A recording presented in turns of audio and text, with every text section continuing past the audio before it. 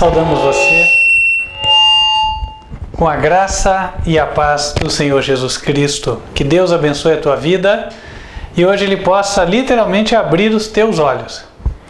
Nós vamos falar sobre o fim do tempo da graça e vamos discorrer sobre a história e o destino das nações. Tenho certeza de que a mensagem ela vai falar com qualquer pessoa da terra, não importa a sua nacionalidade, qualquer pessoa que tenha realmente o desejo de se salvar. Mas antes, nós vamos fazer aquilo que o Senhor nos ordenou, conforme está na palavra do Senhor, no livro de Malaquias, capítulo 3, versículo 10.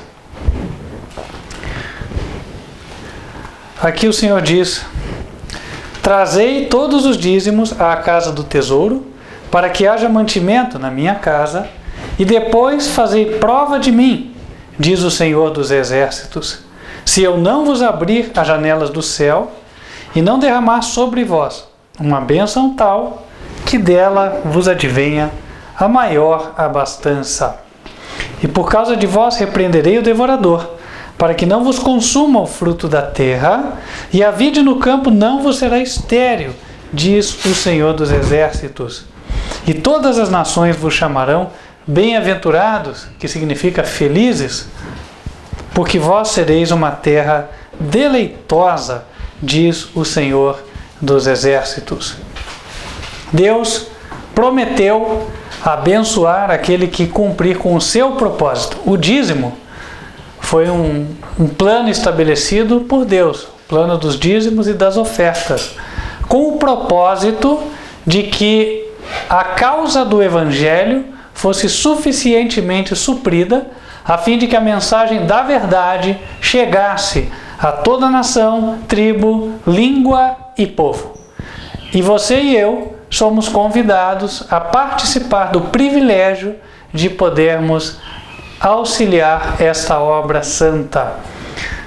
Lembrando que esses recursos devem ser usados para a casa do tesouro. E a casa do tesouro, conforme o texto diz, é aquela onde há o verdadeiro mantimento. Para que não se confunda mal, Jesus disse em João capítulo 6, eu sou o pão da vida. E no verso 63 ele emendou dizendo, as palavras que eu vos digo são espírito e são vida. Portanto, os dízimos e oferta devem ser empregados para que seja pregada a palavra do Senhor, a Bíblia, sem adulterações, sem distorções de entendimento feitas pelos concílios de homens e sem a mistura de tradições que não têm a sua origem no trono de Deus, tradições humanas. A Bíblia pura, como ela diz, como norma única, autorizada e infalível, esta deve ser exposta diante do povo. E o evangelho que ela contém é o único que efetivamente pode salvar as almas. Portanto, cumprindo a missão do Senhor Jesus, esta igreja, o Ministério Quarto Anjo, Advertência Final, organizada como tal, tem buscado levar a palavra aos rincões, aos confins da terra. O ministério já está hoje em 28 países, segundo temos notícia, e avançando. Vamos chegar a todos os países do globo pelo poder do Senhor e pela graça de Jesus. Além disso, nós estamos para o cumprimento do propósito em várias frentes de trabalho. Dentro dessas frentes nós temos o projeto de evangelismo do Atlântico, onde o litoral de diversos países está sendo atingido. Nós temos também outros trabalhos sendo desenvolvidos fisicamente nas redes sociais. Todos eles demandam recursos. Nós temos obreiros de tempo integral trabalhando em diferentes países. Nós temos materiais traduzidos para vários idiomas, os quais você pode encontrar no site advertenciafinal.com. Nós temos um trabalho de edição de vídeos e outros materiais, estamos para lançar novos livros. Todas estas atividades demandam recursos. Em parte, os recursos são poupados porque, naquilo que compete a nós, temos procurado fazer sem onerar a obra, dentro do possível, sempre que podemos. Mas há coisas para as quais temos que contratar pessoas e pagar por isso. Portanto, o ministério sim demanda recursos. Além disso, nós estamos no final da construção da igreja sede do ministério, um edifício com capacidade para 100 pessoas sentadas no salão principal, além de possuir salinhas anexas para a escola bíblica das crianças. E uma estrutura, obviamente, para a transmissão de vídeo, para que você que está distante possa também ser beneficiado com a palavra que é pregada. Além disso, nós temos materiais impressos. Eu tenho aqui alguns folhetos. Vou apresentar brevemente para os irmãos. Não vou apresentar item por item, mas eu queria de forma especial fazer menção a este hoje. Você ganhou um descanso. Ele fala do dia de repouso que o Senhor Deus estabeleceu. Não é o domingo. Não é o domingo, já adianto. Muita gente pensa que é. Não é o que a Bíblia diz. O povo de Deus, por 1500 anos, guardou outro dia. Os israelitas guardavam o dia de sábado, nós bem sabemos disso. E o hábito de Jesus, quando veio à terra, era cultuar aos sábados.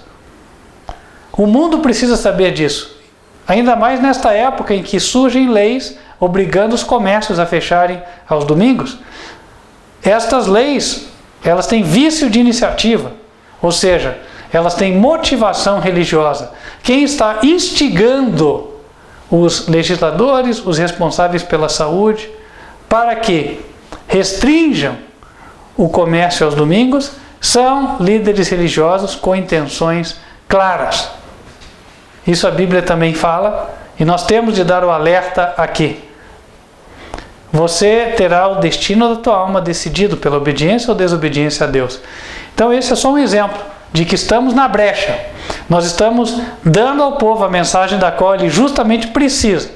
A mensagem é impopular, verdade. Mas a verdade clara, nua e crua nunca foi popular. Ela sempre foi acobertada segundo a conveniência política, segundo o desejo dos líderes religiosos, segundo o coração carnal das pessoas. Mas a verdade é a única que salva. E o pastor verdadeiro é aquele que apresenta a verdade. Se você não gostou da palavra até aqui, o que eu posso fazer por você é orar, pedir a Deus que possa abrir o teu coração, tirar o preconceito, a fim de que você possa efetivamente ser um pesquisador da palavra de Deus. Agora, eu asseguro a você, todo aquele que pesquisa a Bíblia não vai condenar aquilo que foi dito agora, tá?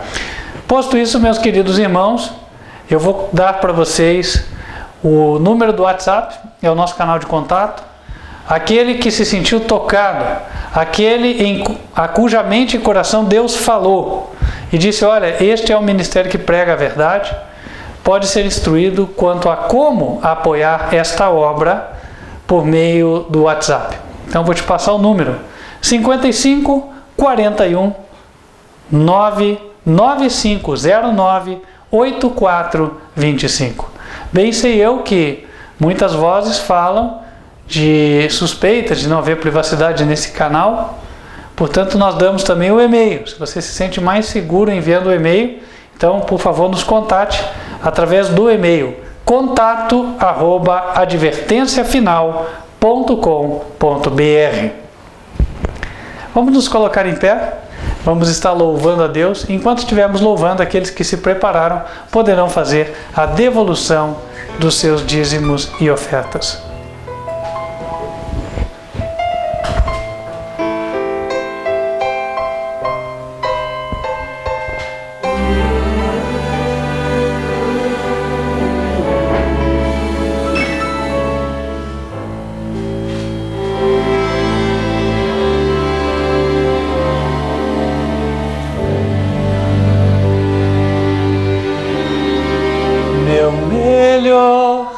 Momento foi quando com Cristo tive um encontro que jamais esquecerei. Da vida cansado no mundo perdido, então a sua doce voz eu escutei.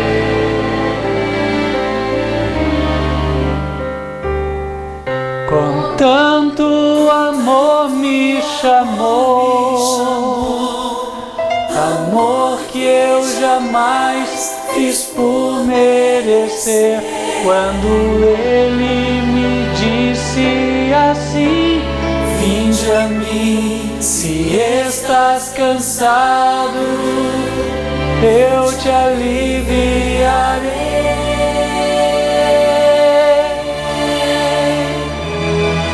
Com tanto amor me atraiu, com tanto amor que eu não resisti, chorando minha vida a Ele entreguei. Meu melhor momento foi quando o encontrei. Meu melhor momento. Vamos nos colocar de joelhos e falar com Deus.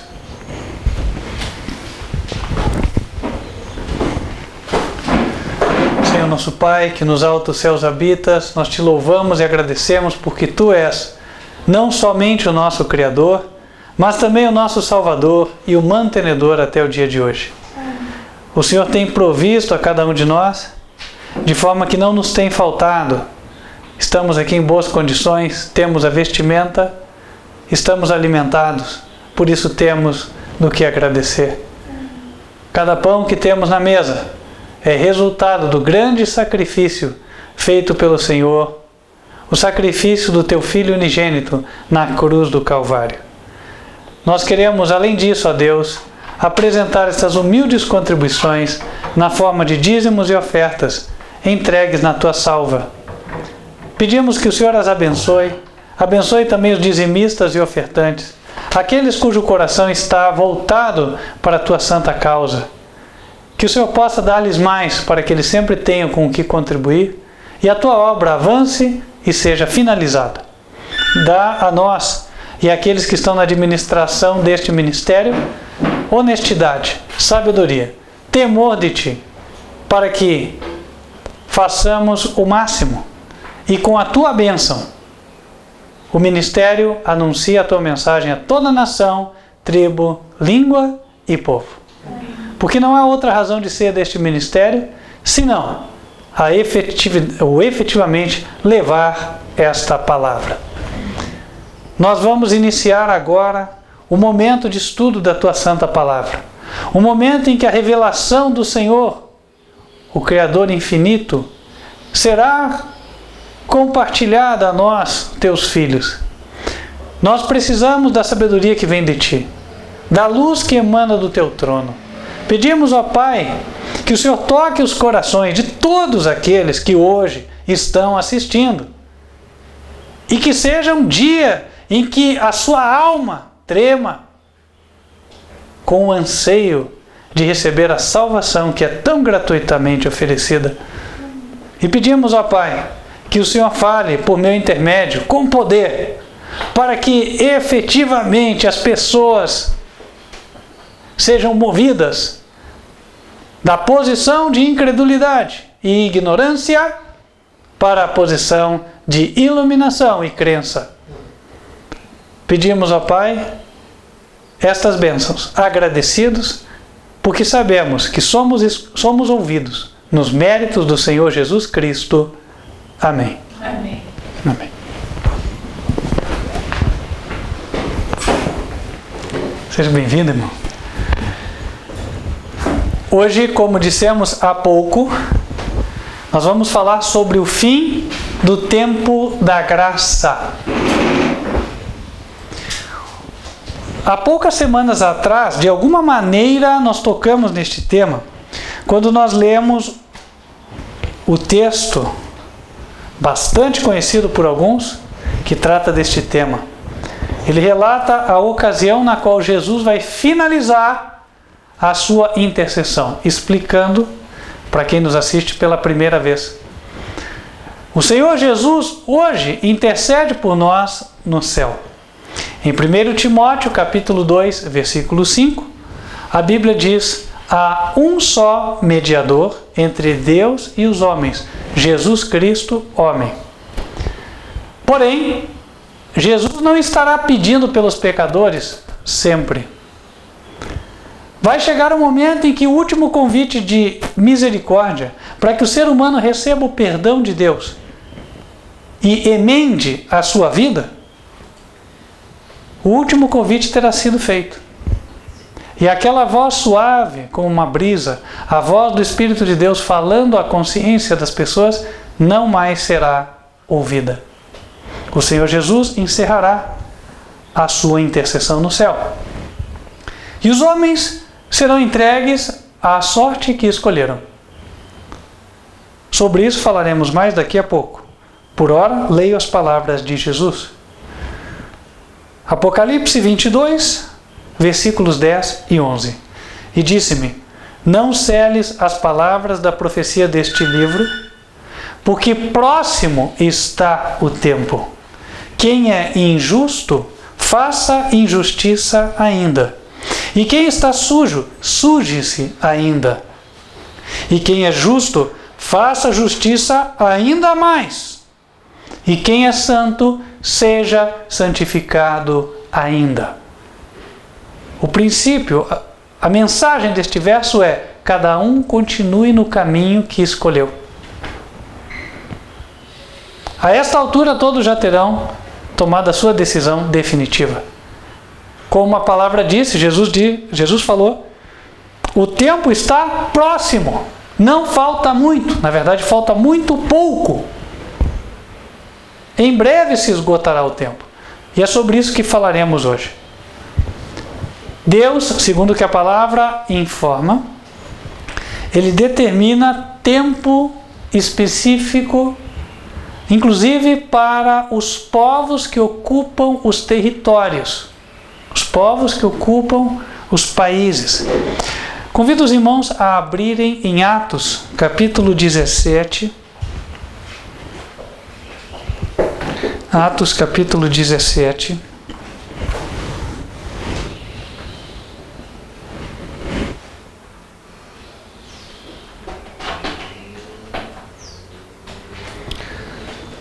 A partir do versículo 24. O Deus que fez o mundo e tudo o que nele há, sendo Senhor do céu e da terra, não habita em templos feitos por mãos de homens, nem tampouco é servido por mãos de homens, como que necessitando de alguma coisa, pois Ele mesmo é quem dá a todos a vida, a respiração e todas as coisas. E de um só fez toda a geração dos homens para habitar sobre a face da terra, determinando os tempos já dantes ordenados e os limites da sua habitação, para que buscassem ao Senhor, se porventura, tateando, o pudessem achar, ainda que não está longe de cada um de nós. Então Deus determinou desde muito tempo o quê? Duas coisas: os tempos e os limites. E aqui, limites da sua habitação são limites territoriais. Porque o Brasil hoje tem esta conformação. É o quinto país, se eu não me engano, em extensão territorial no mundo. Quinto ou sexto. Ora, Deus determinou os limites de habitação, os limites territoriais e também um tempo. E em cada país do mundo é a mesma coisa. Por isso eu disse, a mensagem fala com todos. E a mensagem do tempo de graça tem tudo a ver com isso. Porque quando finaliza-se o tempo, ele é sinal de que alguma coisa aconteceu. E o quê? A Bíblia diz que o propósito de Deus ao conceder um tempo e um limite de território para cada nação é, verso 27, para que buscassem ao Senhor. Então, ele dá um tempo para que os líderes da nação, os governantes, o povo, as igrejas que estão naquela nação, todos eles busquem ao Senhor, se o puderem achar. Mas se ocorre de que aquelas nações, em lugar de buscarem ao Senhor, dão as costas ao Senhor, elas avançam no caminho do mal, até chegar um momento onde atingem o limite. E quando atingem o limite, cessou o tempo daquela nação. Por isso, para cada nação, para cada povo, Deus deu limites territoriais e Ele deu também tempos. Isso também vale para famílias, para indivíduos, mas hoje nós vamos focar nessa questão das nações. Eu vou convidar os irmãos para abrirem a Bíblia em Daniel, capítulo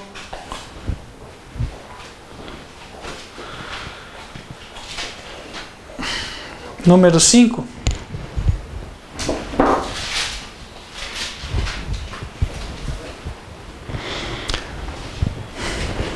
Ele fala de um evento ocorrido numa altura em que Babilônia dominava todas as nações do mundo conhecido de então. O rei Belsazar, versículo 1, era o rei da Babilônia, deu um grande banquete a 1000 dos seus grandes e bebeu vinho na presença dos 1000. Havendo Belsazar provado o vinho, mandou trazer os utensílios de ouro e de prata que Nabucodonosor, seu pai, tinha tirado do templo que estava em Jerusalém, para que bebessem nele o rei, os seus grandes e as suas mulheres e concubinas. Então trouxeram os utensílios de ouro que foram tirados do templo da casa de Deus, que estava em Jerusalém, e beberam neles o rei, os seus grandes, as suas mulheres e concubinas. Beberam o vinho e deram louvores aos deuses de ouro, de prata, de cobre, de ferro, de madeira e de pedra. Na mesma hora, apareceram uns dedos de mão de homem e escreviam, defronte do castiçal, na estucada parede do palácio real. E o rei via a parte da mão que estava escrevendo. Então se mudou o semblante do rei, e os seus pensamentos o turbaram. As juntas dos seus lombos se relaxaram, e os joelhos bateram um no outro.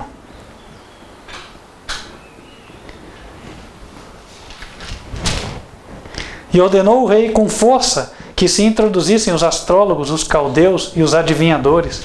E falou o rei e disse aos sábios de Babilônia: qualquer que ler esta escritura e me declarar a sua interpretação, será vestido de púrpura e trará uma cadeia de ouro ao pescoço e será, no reino, o terceiro dominador. Então entraram todos os sábios do rei, mas não puderam ler a escritura, nem fazer saber ao rei a sua interpretação. Então o rei Belsazar perturbou-se muito, e mudou-se nele o seu semblante, e os seus grandes estavam sobressaltados.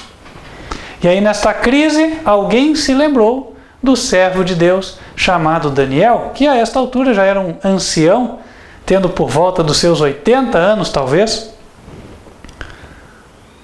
obviamente aposentado a esta altura, ou pelo menos aparentemente aposentado no reino da Babilônia. Aqui pelo menos ele não era atuante.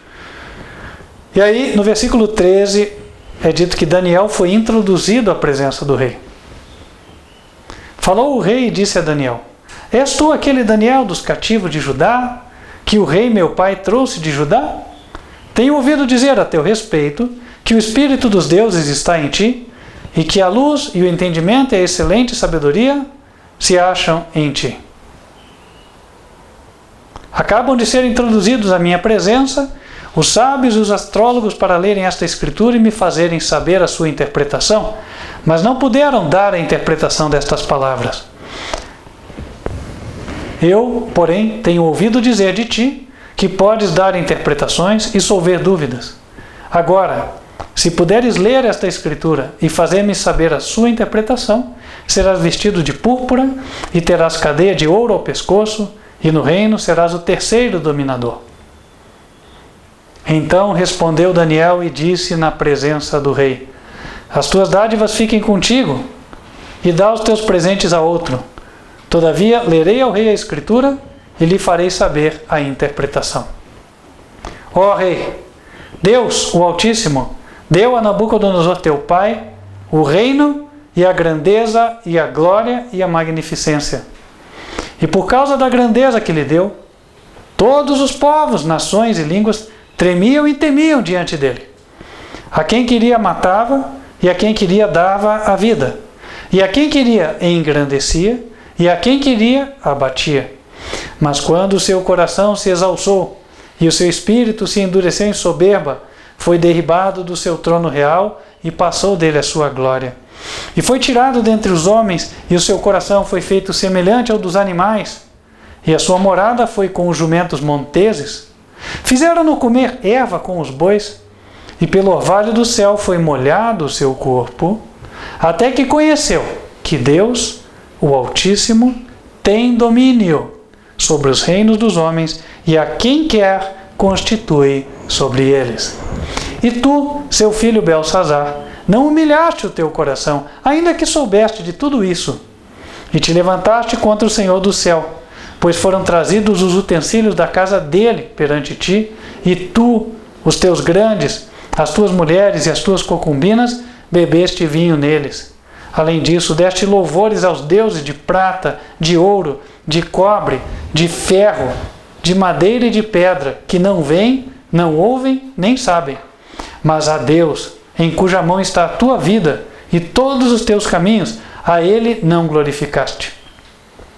Então, dele foi enviada aquela parte da mão e escreveu-se esta escritura. Esta, pois, é a escritura que se escreveu: Mene, Mene, Tekel e Parsim. Esta é a interpretação daquilo. Mene, contou Deus o teu reino e o acabou. Tekel, pesado foste na balança e achado em falta. Pérez, dividido foi o teu reino e deu-se aos medos e aos persas. Versículo 30. Naquela mesma noite foi morto Belsazar, rei dos caldeus, e Dario, o Medo, ocupou o reino. Babilônia tinha recebido um limite territorial extenso, conquistou as nações do mundo conhecido da sua época, e foi-lhe dado também um tempo para que pudesse buscar ao Senhor, se tateando pudesse achar. Mas não foi deixado sem luz, porque os judeus cativos de Jerusalém trouxeram até aquela nação pagã o conhecimento do Deus vivo. Entre os judeus estava o fiel Daniel, um cortesão durante muito tempo, um que era, embora estrangeiro, foi elevado à condição de nobre na corte, participou do governo na época de Nabucodonosor, o avô deste então rei Belsazar. Portanto, a corte não era ignorante dos princípios do céu. A nação conhecia, de alguma forma, o Deus verdadeiro. Ocorre que virou as costas para ele. E como bem disse Daniel, adorou os deuses feitos pela mão do homem, de metal e de madeira. E assim sendo, chegou o fim do seu reinado. O tempo estava acabado, como mesmo Daniel disse, interpretando a sentença divina. Contou Deus o teu tempo e o acabou. Que ninguém pense que esta história é uma história singular e peculiar da Babilônia e que se restringe à Babilônia. Não é verdade. Como nós lemos há pouco em Atos, está escrito que Deus deu a cada um, a cada nação, Ele fixou os tempos e os limites. Eu gostaria de trazer para os irmãos uma reflexão que estive fazendo sobre a ocupação do território aqui nas Américas, desde a América do Sul até a América do Norte. Não sei se os irmãos já pararam para pensar. A história antiga informa que esta parte do mundo teria sido colonizada pelos que depois vieram a ser chamados de índios, os quais na verdade eram asiáticos, descendentes de Noé, que avançaram pelo Oriente, avançaram pelas terras pagãs até da Rússia e teriam atravessado o oceano pelo Estreito de Bering, que é a porção do mapa onde a Rússia mais se aproxima do Alasca, e a partir dali foram descendo. América do Norte, depois América Central, as ilhas do Caribe e foram ocupando o Sul. Fala-se, quando a criança estuda história, bom, não a história verdadeira, mas a história que convém ao establishment contar, que esses países foram descobertos por volta de 1500. Assim como se diz, por exemplo, que a África foi descoberta um pouco antes de 1500, a África Austral, que é a África que fica mais ao sul, ali o Cabo das Tormentas, que foi depois renomeado pelo rei de Portugal como Cabo da Boa Esperança, o país que hoje se chama África do Sul, depois Moçambique. Mas a própria história conta que quando eles chegaram lá já haviam fortificações dos árabes. Os árabes já estavam ocupando o território e antes deles haviam as tribos africanas que ali estavam e que se identificam como tais até hoje. Quando eu chego lá, um fala, eu sou dos Manhawa, outro fala, eu sou Chichewa, outro diz, eu sou Shona, e assim vai, né? Eu sou Ndao. E são as diferentes tribos que ocupavam aquele território. Agora, evidente é que, embora o território seja o mesmo, ele foi ocupado em diferentes tempos por povos distintos. Não é verdade? E por que os povos foram se sucedendo na ocupação do território? O que nós estamos estudando aqui tem tudo a ver com isso. O que nós estamos estudando a partir da palavra do Senhor é o que vai explicar verdadeiramente a história. E mais, vai mostrar o tempo e como é que Deus dá as oportunidades e quando elas se finalizam. A partir dessa reflexão, nós vamos poder entender quão próximo está o fim do tempo de graça para as nossas nações e também para o mundo. Primeiro, com respeito aos índios, eu encontrei algumas informações bastante interessantes e alguns registros históricos. Por exemplo, quando os espanhóis chegaram à América Central, essa região onde está Panamá e sobe até o México, eles encontraram muitas tribos e eles chamaram aqueles homens que eles encontraram aqui nas Américas, eles os denominaram índios. Por quê? Porque Cristóvão Colombo pensava que tinha chegado na Índia. Essa história aí todo mundo sabe. E aí eles encontraram, por exemplo, lá na região do Golfo do México, os índios toltecas. E eles difundiram o culto de um deus deles, chamado Quetzalcoatl. Quetzalcoatl. Esse deus, ele era representado, notem vocês, sob a forma de uma serpente coberta de plumas. Serpente com asa. Que interessante, né? Nós que conhecemos a Bíblia já conseguimos fazer a associação. Ora, no livro de Gênesis nos é dito que a serpente encontrou-se com Eva em cima da árvore. A serpente estava lá comendo uma fruta, a serpente voava. A Bíblia fala da serpente voadora em Isaías.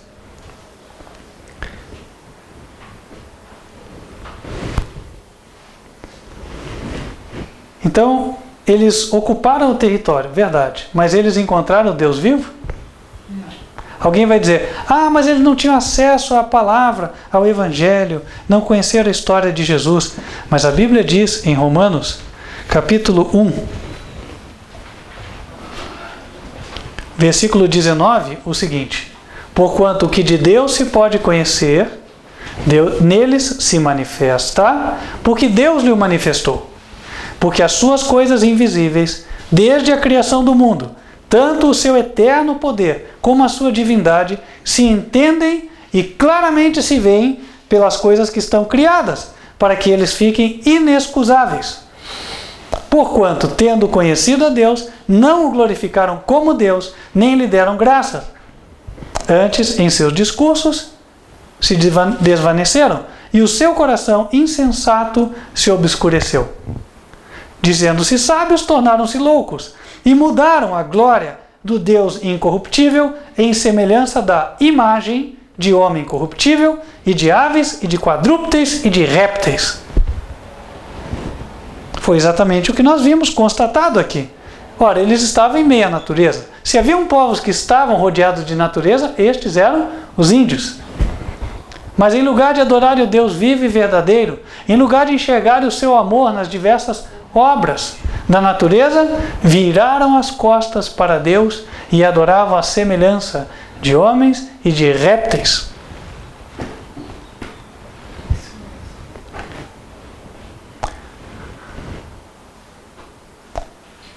Outra tribo muito forte que possuía um império aqui, os astecas, uma tribo guerreira, controlaram o Vale do México e as áreas vizinhas de cerca de 1200 até serem conquistados pelos espanhóis em 1521.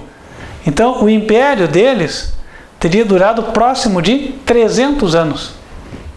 300 anos ocupando o território. E o que eles faziam enquanto eles tinham o poder na mão? Vamos ver? Os astecas eram governados por um rei escolhido entre as famílias nobres. O rei era auxiliado por um conselho de nobres e de sacerdotes. Os astecas guerreavam por razões políticas e econômicas e também para fazer prisioneiros. Muitas vezes sacrificavam os prisioneiros aos seus deuses, sacrifícios humanos.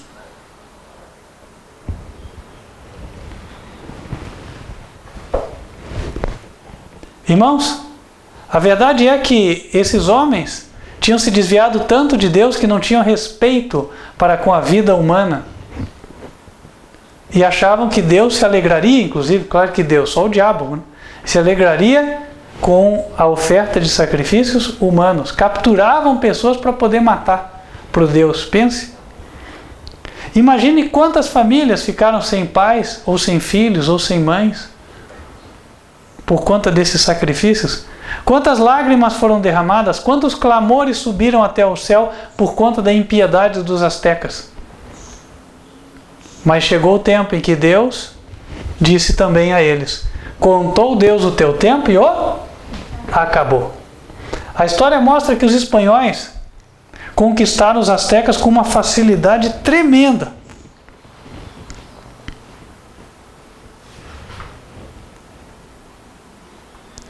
Diz assim, quero ler. Quando Cortés desembarcou na América, os astecas eram governados por Montezuma II. Os espanhóis conquistaram com facilidade os grandes exércitos de índios do litoral que jamais tinham visto um cavalo. À medida que avançava para o interior, Cortés engrossava seu exército com tribos vizinhas que odiavam os astecas. Os astecas haviam roubado alimentos e bens dessas tribos e sacrificado seus prisioneiros aos deuses. Chegou a hora da retribuição, chegou a hora da justiça. O tempo dos astecas tinha acabado. Continua. Montezuma não se opôs ao avanço dos espanhóis, em parte porque temia que Cortés fosse o deus Quetzalcóatl. Cortés entrou na capital, que era Tenochtitlan, e capturou Montezuma como refém. Os espanhóis maltrataram muito os astecas. Então os astecas se revoltaram em 1520 e expulsaram os espanhóis de sua capital. Os espanhóis entraram novamente em 1521 e rapidamente destruíram a cidade. Milhares de astecas, entre os quais Montezuma, foram mortos. O resto rendeu-se ao exército de Cortés. E onde estão os astecas hoje? Como povo, nem se fala da existência deles mais, não é assim? Contou Deus o teu tempo e o acabou. Outra situação similar ocorreu na conquista do Peru, onde estavam os Incas. Disse que os Incas teriam sido o maior império da história até então, cujo reino poderia contar a 6 milhões de pessoas. Grande. A capital teria mais de 100 mil habitantes.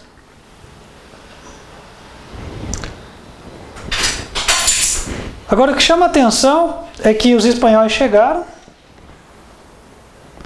ouvindo por outros índios de que lá havia ouro, desembarcaram na costa, deixaram 50 homens numa fortaleza e avançaram com 120 pessoas de infantaria e 67 cavaleiros. 208 pessoas. E com essas 208 pessoas conquistaram o Império Inca em um dia. A história diz o seguinte, que quando ele chegou lá, Atahualpa, que era o rei de então, estava em briga com seu irmão, que queria ocupar o trono. E aí eles tinham até desocupado a cidade, estavam lá, eu acho que em um acampamento de guerra. Pizarro, que era o espanhol, preparou uma emboscada. Mandou esconder os seus homens nas grandes salas que rodeavam a praça do mercado da cidade e conservou do seu lado cerca de 20 pessoas só. O rei Inca foi levado em uma liteira e saiu do seu acampamento com grande escolta. Entrou na cidade deserta e chegou até a praça do mercado. Um monge espanhol se adiantou com o evangelho, ou seja, a Bíblia na mão, com os indígenas que serviam de intérpretes. Então disse ao rei Inca que o Papa, representante de Deus na terra, havia dado ao rei da Espanha todo o país e o induziu a converter-se e a submeter-se ao rei. O Inca perguntou ao frade em nome de quem ele falava. O frade respondeu, em nome desse livro. O Inca pegou o livro, folheou, não entendeu nada e jogou o livro no chão. O frade lançou um grito, que era o sinal. Os canhões colocados no mercado dispararam. Os cavaleiros ocultos, próximos de seus cavalos, saltaram, montaram sela e foram para cima da escolta do Inca. Mataram os que estavam na liteira, o Inca caiu e foi feito prisioneiro. Depois, os espanhóis atacaram o acampamento, dispersaram os guerreiros surpreendidos, levaram seus rebanhos de lhamas e muito ouro e pedras preciosas. Pizarro era dono do reino dos Incas. Como pode 200 pessoas em um dia conquistarem um império que contava com 6 milhões de pessoas? Como é que a gente explica isso? Ah, o espanhol era esperto? Ou era sortudo porque chegou e os irmãos estavam em guerra?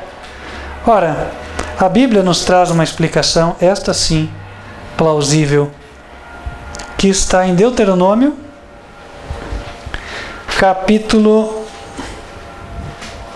32.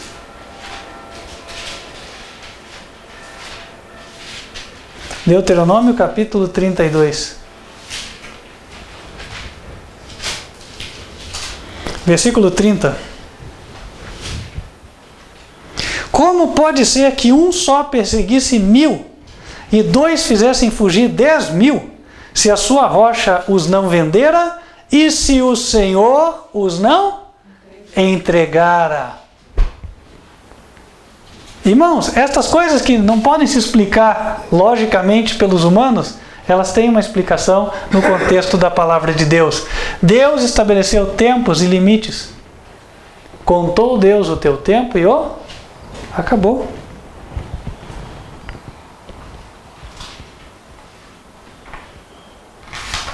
E aí, o objetivo dos espanhóis era o ouro. E eles conseguiram. Nestas religiões, o rei, ele era considerado um representante de Deus, inclusive.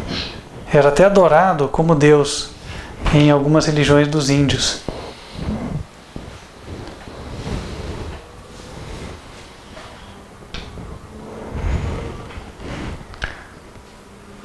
Em vez de adorarem a Deus, estavam adorando a criatura.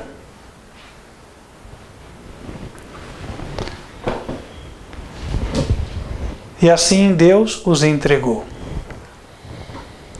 E eu poderia continuar contando várias outras histórias, por exemplo, os índios da América Central, que eram os caraíbas.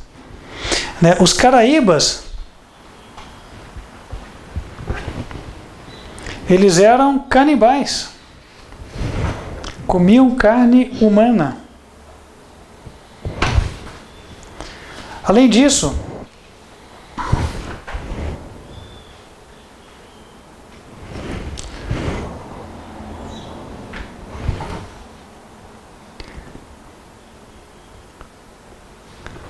os índios da América do Norte também não adoravam a Deus e acabaram perdendo o seu território. Foram feitos vários acordos entre o homem branco e os índios na América do Norte, e os homens brancos foram quebrando os acordos e invadindo a terra dos índios e dominando e ocupando o território. A história mal vista poderia dizer, nossa, coitado dos índios. Mas a história à luz da palavra de Deus mostra que é Deus quem define o tempo. É Deus quem abençoa o território e abençoa as pessoas que estão no território. Ele dá um tempo para que busquem ao Senhor, se o podem achar. Mas se não o buscam, o que acontece? O território é ocupado por outros. Agora analisemos as causas pelas quais os índios foram expulsos. Os índios viraram as costas para Deus. Adoravam a criatura em lugar do Criador. Tinham deuses feitos pela mão do homem. Não respeitavam mais a vida e a dignidade humana.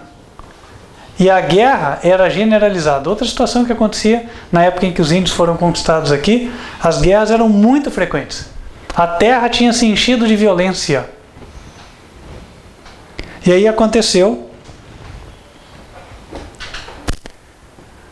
que os índios foram sendo conquistados. Quem escapou? Diz aqui, nas áreas montanhosas da América Central e da América do Sul, os europeus conquistaram os índios com uma rapidez impressionante.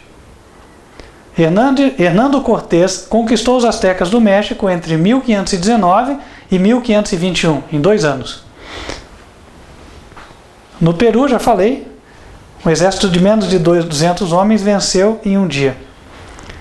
Então, conquistada a terra, os europeus precisavam de mão de obra indígena em suas grandes plantações. Milhares de índios morreram então devido às péssimas condições de trabalho ou às doenças trazidas pelos brancos. Alguns fugiram do controle espanhol ou português, embrenhando-se nas matas e florestas. Os que permaneceram junto ao colonizador logo se extinguiram. Algumas tribos, como a de língua tupi do litoral brasileiro, desapareceram completamente.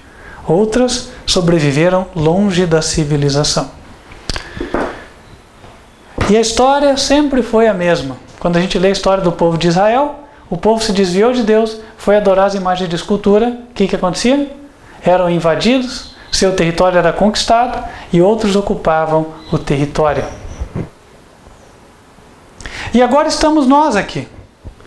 Desde que os portugueses vieram para esta terra, contam-se já mais de 500 anos em que ocupamos este território. Deus deu a nós, brasileiros, tempos e limite territorial, para que buscássemos ao Senhor, se o pudéssemos achar. Isso também aconteceu em outros locais. As colônias portuguesas estão numa situação semelhante. E cada país tem a sua história. Agora, o que aconteceu, por exemplo, no nosso país? Os portugueses vieram e junto com eles veio a religião dos portugueses. Qual era a religião? Católica. E na Igreja Católica venera-se o quê?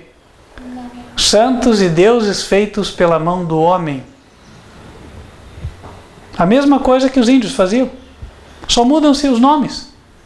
Mas a prática é igual. Além disso, o que tem acontecido no nosso território, o Brasil? Aos poucos a terra está se enchendo do quê? De violência. E à luz da história, isso mostra que nós estamos amadurecendo para a destruição. Qual foi a consequência dos índios? Uma nação veio de fora e conquistou aquele território. Os índios foram subjugados, escravizados, mortos. Algumas tribos desapareceram completamente.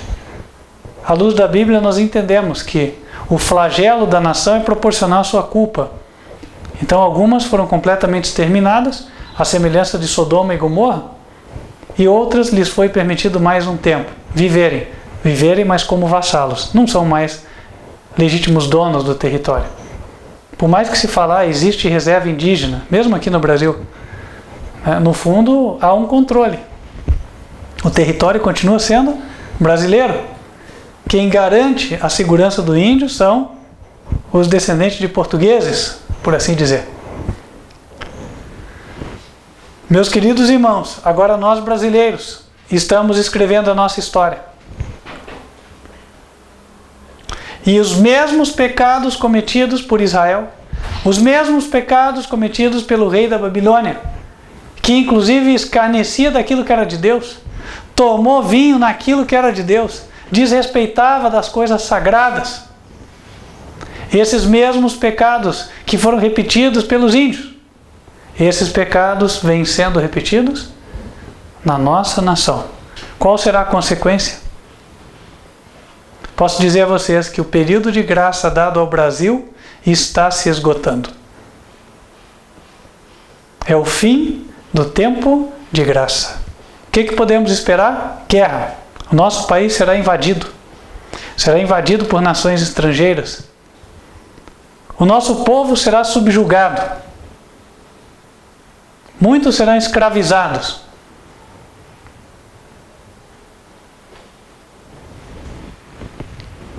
E nessa situação de humilhação tremenda dentro do país, nos vai ser dada a última oportunidade para buscarmos ao Senhor de verdade, e não de forma politicamente correta ou hipócrita.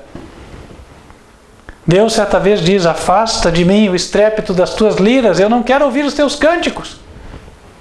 Porque este povo me louva com os lábios, mas o seu coração está longe de mim. E em vão me adoram, ensinando preceitos de homem. Que de cor aprenderam. É a famosa reza. Interessante? No meio da semana, em várias paróquias ou próximo delas, está lá um grupo de pessoas lá na reza. É mais fácil repetir 50 vezes, se for necessário, a mesma oração, do que se humilhar, pedir perdão a Deus, pedir desculpa a quem foi ofendido e mudar de atitude.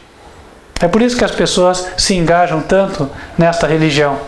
Mas essa religião não vai ser a que salva. Em Deuteronômio, capítulo 32, perdão.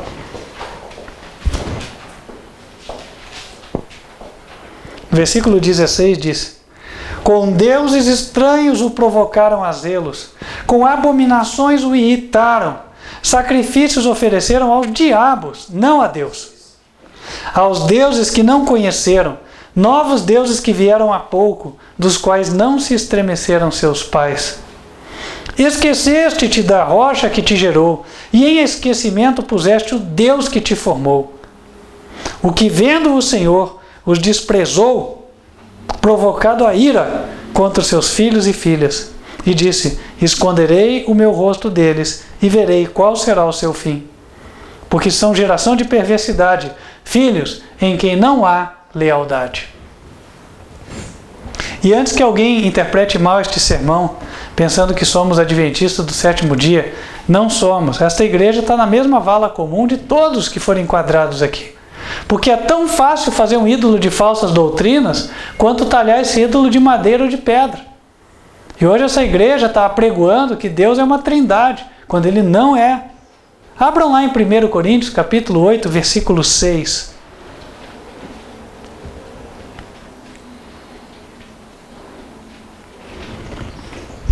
1 Coríntios, capítulo 8, versículo 6.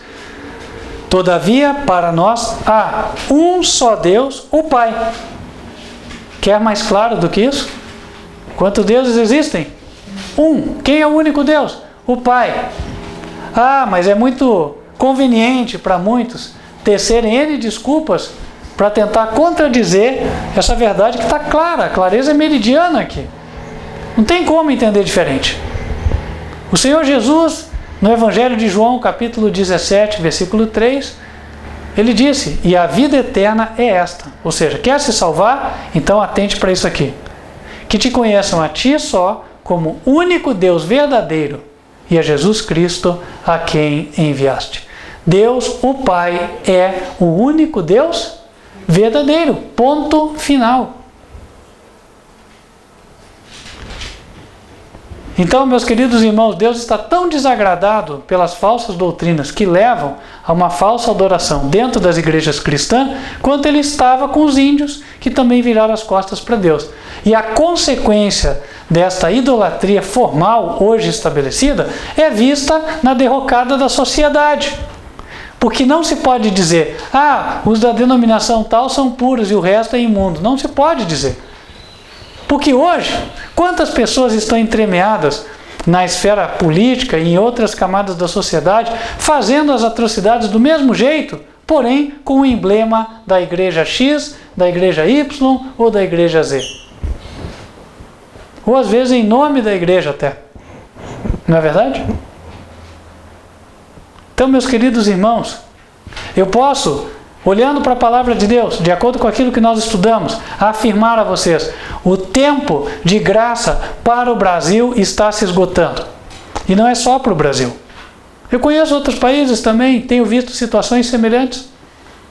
Razão pela qual posso afirmar a vocês que o tempo de graça para o mundo vai se esgotando. A Bíblia diz que Babilônia vai conquistar o mundo inteiro novamente. Não aquela antiga, mas a Babilônia moderna. Quem é a Babilônia moderna hoje? O Apocalipse 17, verso 3, entrega. E levou-me em espírito a um deserto, e vi uma mulher assentada sobre uma besta de cor escarlate, que estava cheia de nomes de blasfêmia, e tinha 7 cabeças e 10 chifres. E a mulher estava vestida de púrpura e de escarlata, adornada com ouro e pedras preciosas e pérolas, e tinha na mão um cálice de ouro cheio das abominações e da imundícia da sua prostituição. E na sua testa estava escrito o nome, Mistério, a grande Babilônia, a mãe das prostituições e abominações da terra. E vi que a mulher estava embriagada do sangue dos santos e do sangue das testemunhas de Jesus. Mulher, na Bíblia, representa igreja. Referência bíblica, Efésios 5, versos 24 e 25. Uma igreja onde você encontra dentro dela muita púrpura, escarlata, ouro, pedras preciosas, pérolas.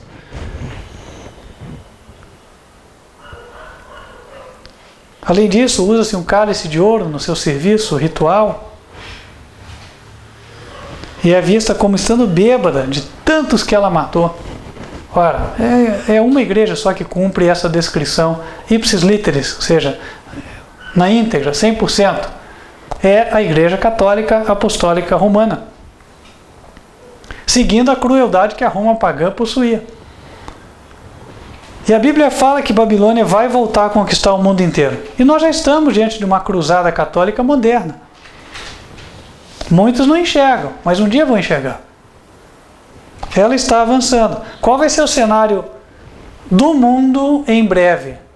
o mesmo da Idade Média. Monarquia e clero. Ah, mas monarquia? Como monarquia? O mundo vai ser dividido em 10 regiões, que vão ser 10 monarquias. É a Bíblia quem diz. Em Apocalipse 17, versículo 2.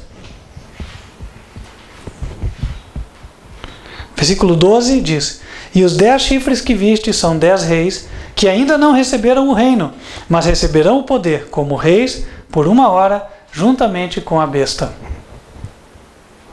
E o papado está usando o seu exército para influenciar nas cortes legislativas, nas cortes judiciárias e conseguir os seus intentos, alinhar as políticas das nações para que formem-se 10 grandes blocos mundiais.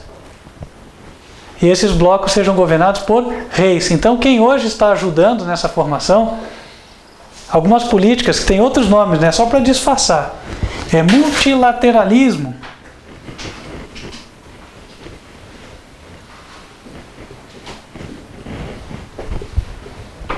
Outra que está muito em voga aí, justiça social,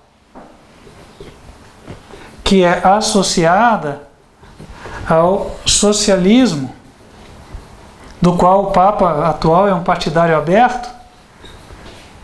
E notem que ele é um Papa jesuíta. Os jesuítas estão trabalhando na surdina, influenciando nas nações em diferentes camadas, em lugares da sociedade, para fazer com que isto se torne uma realidade. Então essas políticas, outra política é a política da sustentabilidade.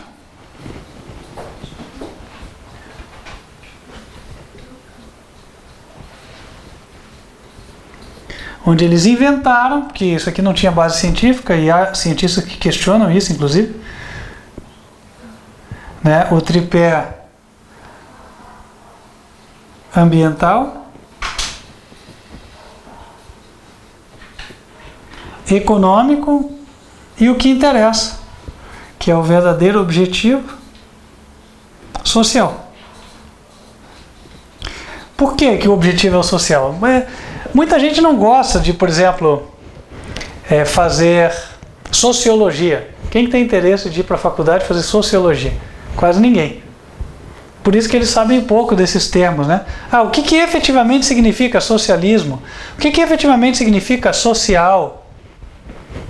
Ora, isso aqui, meus queridos irmãos, tem a ver com a sociedade, com o povo, a forma como a qual o povo se comporta como uma coletividade. Então, o povo como coletivo tem que se comportar de forma que favoreça os propósitos do Papa. Na prática é isso aí.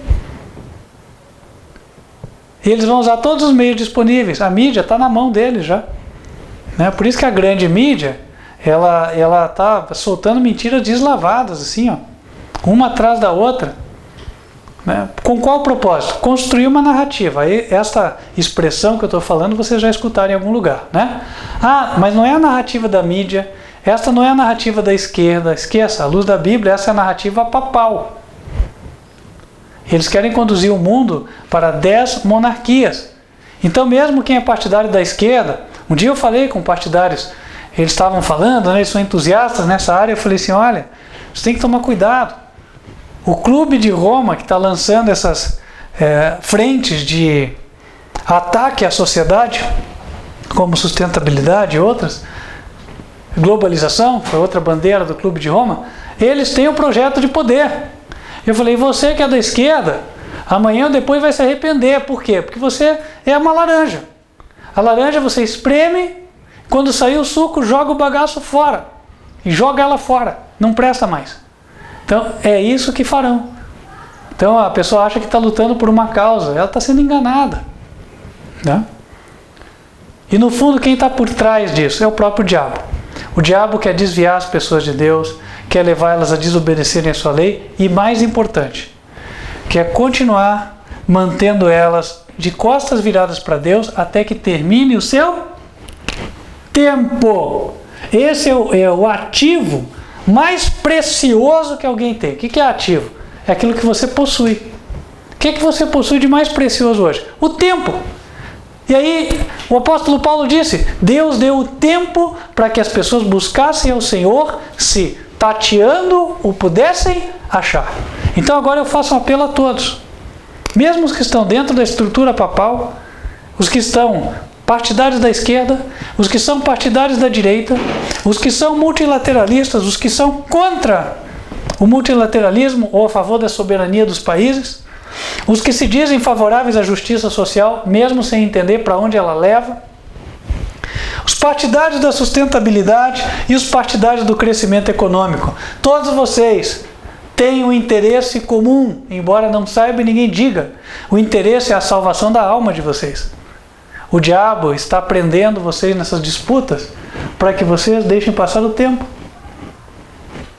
Porque se o tempo se finalizar e cada um tiver feito a sua decisão definitiva, não haverá segunda oportunidade.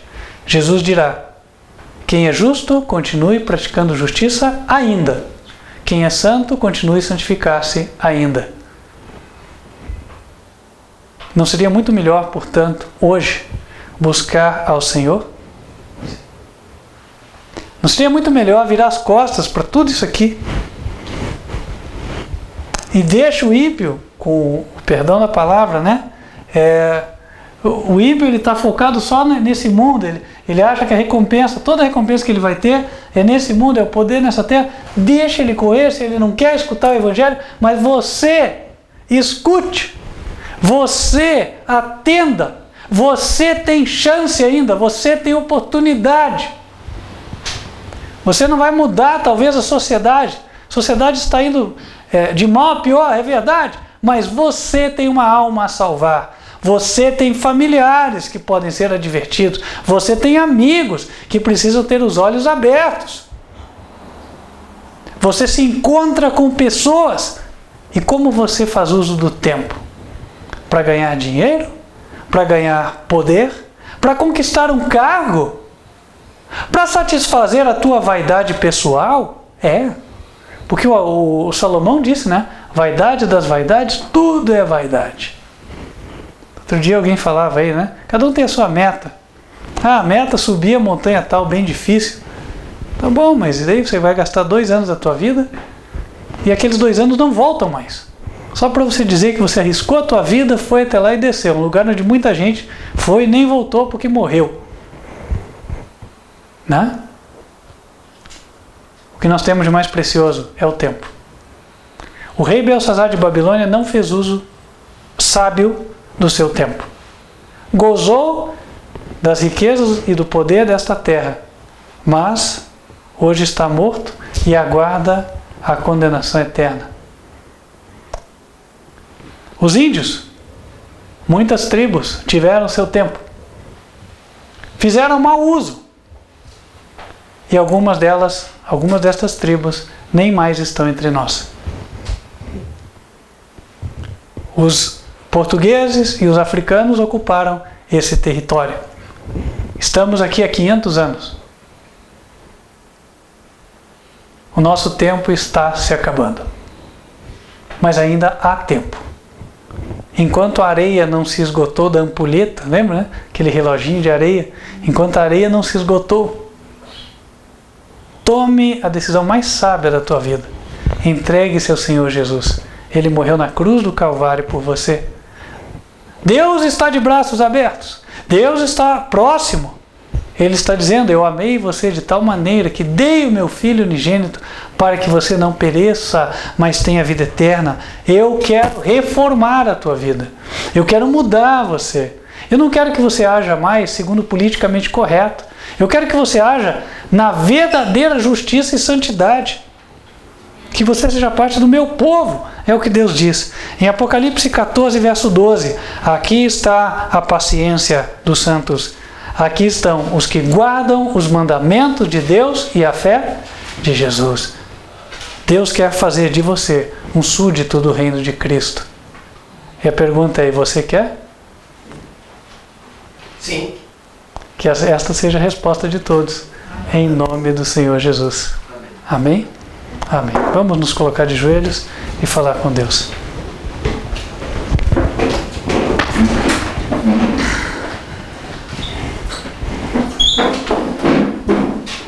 Senhor nosso Pai, que nos altos céus habitas, nós te louvamos, te agradecemos, porque o Senhor nos deu a boa esperança da salvação em Cristo Jesus e da vida eterna contigo.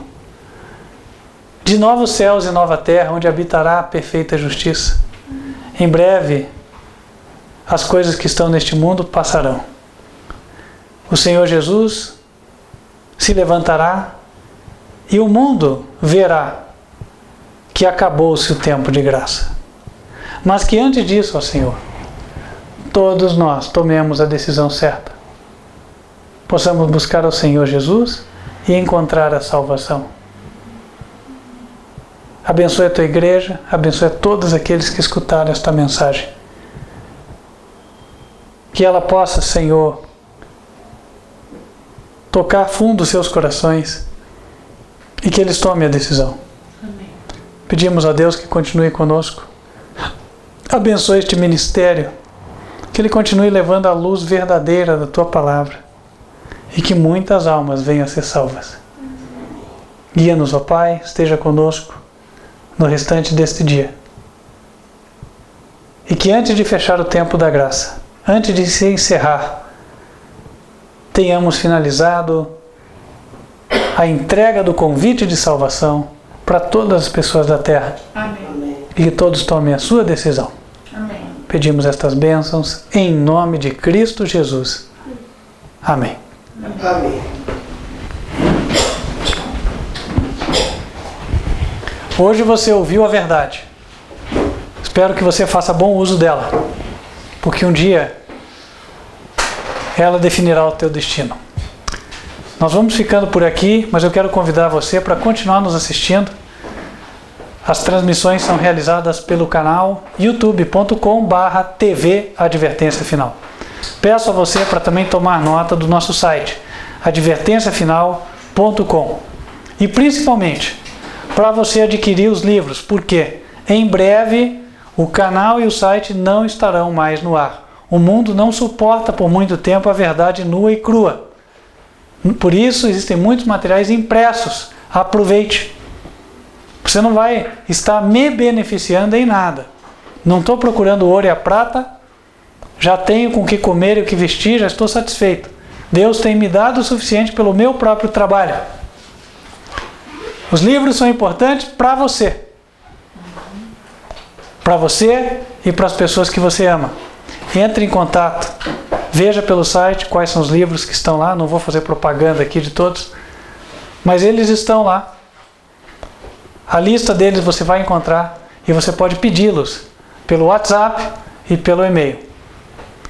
WhatsApp. Fora do Brasil deve discar 55. No Brasil 41 99509 8425. Pelo e-mail contato@advertenciafinal.com.br. E faço uma chamada para você que quer ser um comportor. Você quer pegar esses livros, quer levá-los a outras pessoas.